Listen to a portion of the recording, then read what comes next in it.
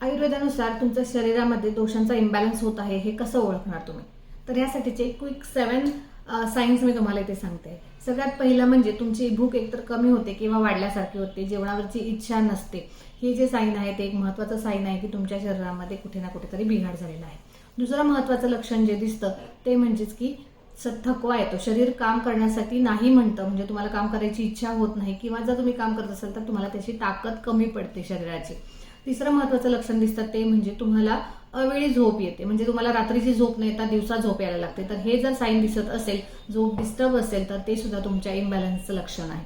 चौथं महत्त्वाचं लक्षण जे दिसतं ते म्हणजेच अनावश्यक फूड क्रेविंग्स, म्हणजेच तुमच्या जेवणाच्या ठरलेल्या वेळा सोडून इतर वेळेला तुम्हाला सतत गोड किंवा खारट किंवा आंबट पदार्थांचे क्रेविंग्स व्हायला लागतात. तर अशा वेळेला तुमचे दोषांचे इम्बॅलन्सेस असतात आणि ते तुमच्या थ्रू ते आपली इच्छा प्रकट करत असतात.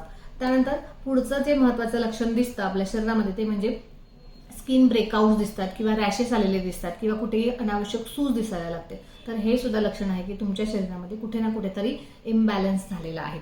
त्यानंतर अजून एक लक्षण जे दिसतं ते म्हणजे तुमच्या शरीरामध्ये कुठेही स्टिफनेस आलेला किंवा हेवीनेस आल्यासारखं जाणवतं, कुठल्या ना कुठल्या शरीराच्या पार्टची हालचालीमध्ये काहीतरी अडथळा आल्यासारखा जाणवतो. तर हे लक्षण दिसत असेल तर ते सुद्धा दोषांचे इम्बॅलन्स आहेत, हे एक लक्षात घ्या. लास्ट जे लक्षण दिसतं आपल्याला ते म्हणजेच मूड स्विंग्स होताना दिसतात. आपण मध्येच आनंदी असतो किंवा मध्येच दुःखी होतो, असे जर मूड स्विंग्स तुम्हाला होत असतील तर ते सुद्धा तुमच्या इम्बॅलन्सेसचं एक लक्षण आहे. तर ही जी इम्बॅलन्सेसची लक्षणं आहेत ही वेळीच ओळखली गेली आणि त्यावरती जर तुम्ही क्विक रेमेडी केली, क्विक काहीतरी उपाय केला तर ही लक्षणं पुढे जाऊन वाढून त्यांचं डिसीजमध्ये रूपांतर होत नाही. त्यामुळे वेळीच ही लक्षणं ओळखा आणि त्याच्यावरचे उपाय ताबडतोब करा. व्हिडिओ आवडला असेल तर नक्की लाईक करा, शेअर करा आणि चॅनलला सबस्क्राईब करा. धन्यवाद.